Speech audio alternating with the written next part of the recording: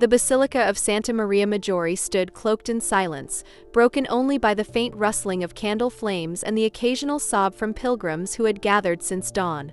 9 days had passed since the death of Pope Francis, yet the air remained heavy, soaked in the grief of a church that had not just lost a pope, but a shepherd, a father, and for many, hope itself. Among the crowd, a figure knelt silently before a grave that bore only one word: Franciscus. Cardinal Luis Antonio Tagle had returned every day. Morning, noon, and sometimes late into the night. Yet today, as the Novendiale concluded, his heart beat heavier. He held a rosary that had belonged to Pope Francis, each bead worn and warm with memory. He had not spoken aloud for hours, but in his silence was a prayer, a question, and a wound. Then he felt it again, the faint brushing against his robe. The dog was there. A scruffy, aging mutt with sad eyes and an unrelenting devotion that had captured the hearts of the Swiss guards and priests alike. No one knew its name. Pope Francis never told them. It had followed him everywhere within the Vatican gardens, sometimes seen lying beneath his window at night, or sitting by his feet during moments of private prayer. Now it slept at his grave. And it had not stopped crying. Tagle watched the creature curl into the cool marble once more, as if waiting for a hand that would never return. The cardinal knelt down, reaching gently, and the dog lifted its head, not startled but exhausted. Its eyes met his, and for a moment, neither man nor beast blinked. Something passed between them, a sadness too deep for words. The cardinal whispered, "You miss him, don't you?" The dog whimpered low, as if in reply. Tagle felt tears rise again. He had not cried this much since the night Pope Francis had passed, and yet here he was, grieving beside a dog who had not left his post for 9 days. The symbolism was overwhelming. In that gaze was not just mourning, but loyalty, faithfulness, and love. Unconditional love, the kind the Pope himself had preached every day of his papacy. He sat beside the dog and remembered the moment he first met him, months ago, during a twilight walk with Francis in the Vatican gardens. The sun had bled orange across the dome of St. Peter's, and the gravel crunched softly beneath their feet. "You know, I never named him," Francis had said, bending to scratch behind the dog's ear. "He came to me during a storm. A little thing trembling under the statue of St. Francis. I brought him inside. And he stayed." Tagle had smiled faintly at the memory. "Why no name?" he had asked. "Because naming him would make him mine," Francis had answered. "But he's not.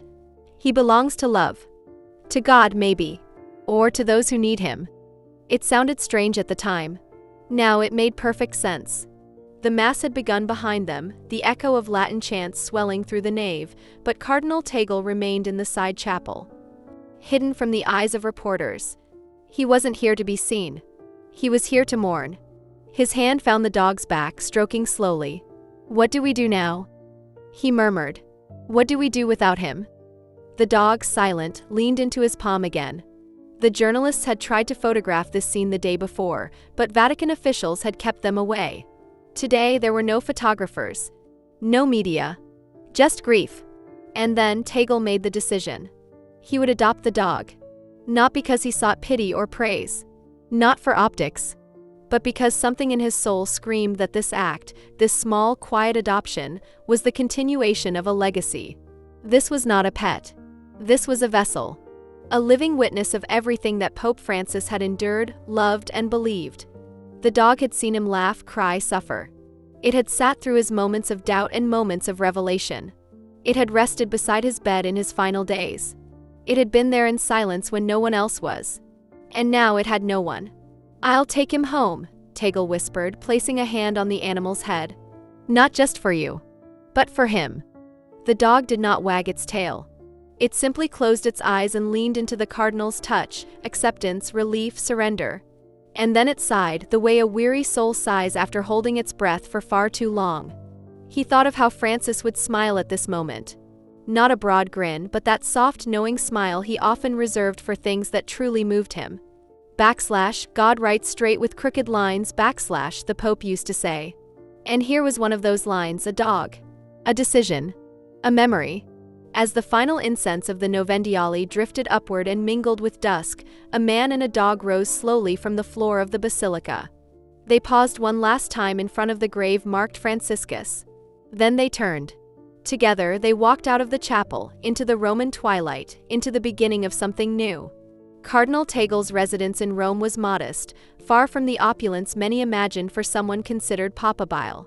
A 3-room flat on the upper floor of the Pontifical Filipino College, it overlooked a quiet garden and the distant hum of Roman traffic.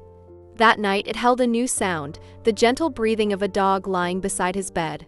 It had followed him home without hesitation, as if the choice had been preordained. As if the dog had simply known in its heart that the only direction left in its world was wherever Francis would have pointed next, and that was toward Tagle. He hadn't eaten much. Neither had the dog. A bowl of water remained untouched. The dinner on the table, simple lentil soup, had gone cold.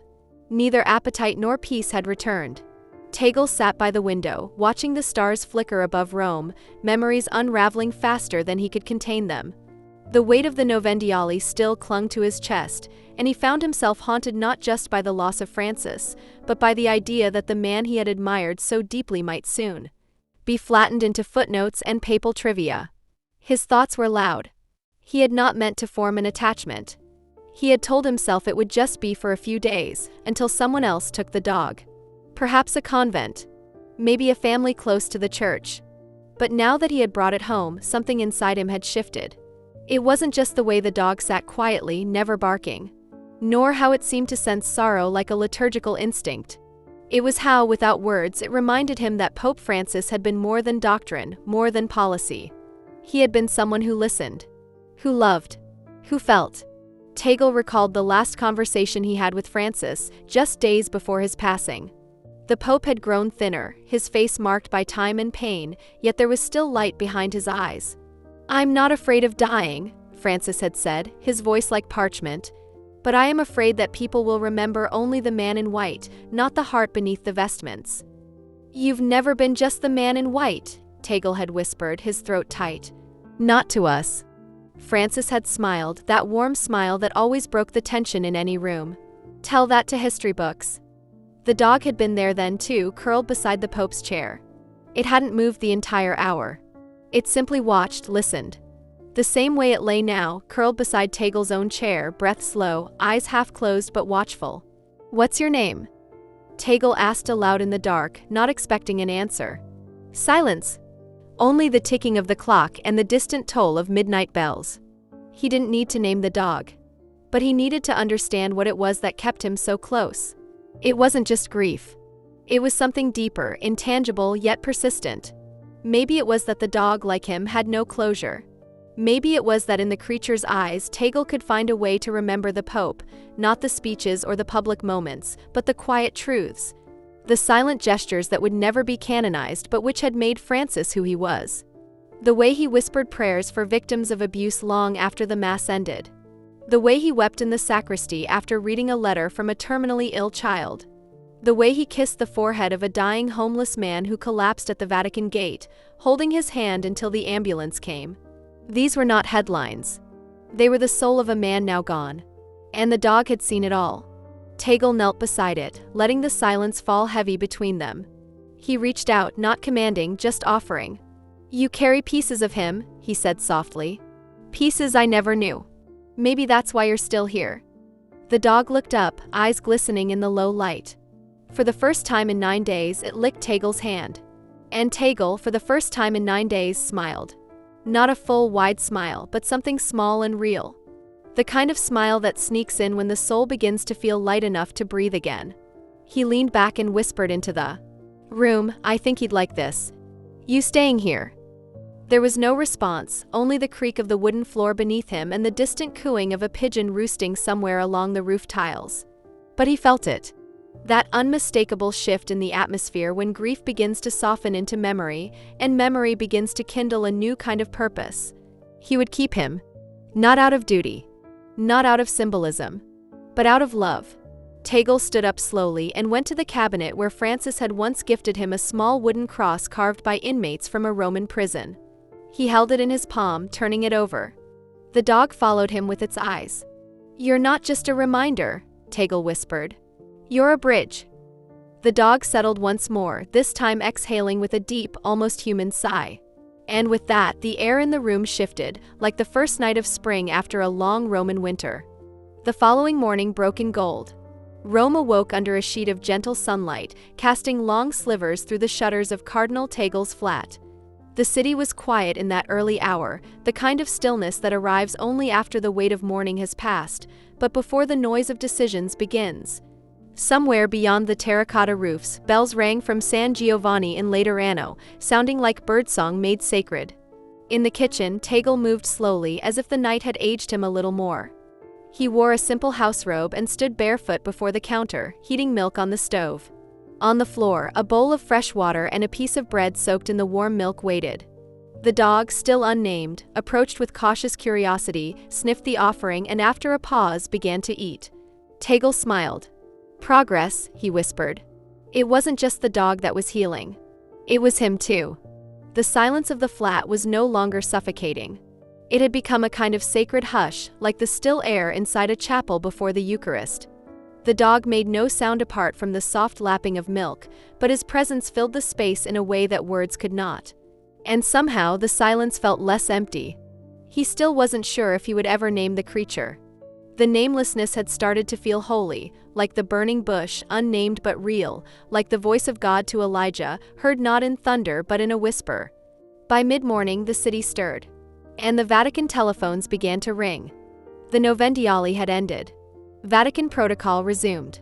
Cardinals who had flown in from across the globe began to move through corridors, meeting behind doors that had not heard laughter in days. The next conclave was not yet announced, but the wheels had begun turning. And with those wheels came the whispers. Tagle's name was among them.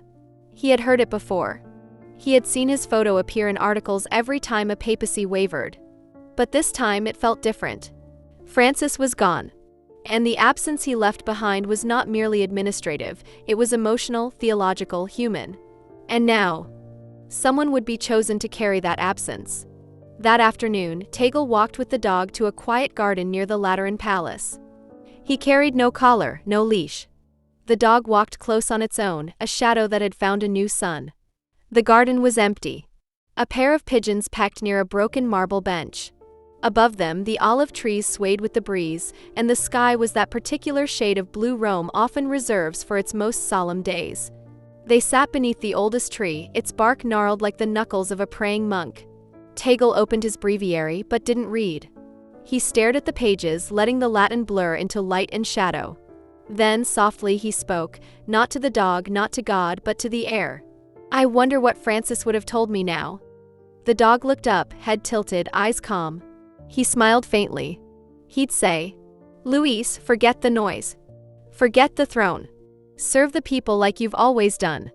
He ran a hand through his hair and exhaled. "But it's not so simple, is it?" The weight of expectation pressed against his chest. It wasn't the fear of wearing white. It was the fear of losing color. Of becoming distant. Untouchable. Papacy had a way of making men symbols and stripping them of self. The dog moved closer and placed a paw gently on his shoe. A gesture. Subtle but grounding. "I watched him suffer under the pressure," Tagle whispered. "They thought he was soft. They called him political. Radical. But they didn't see what we saw. They didn't hear him cry behind closed doors." The garden remained silent. Later that day the calls began. One was from a cardinal in Brazil. The other from France.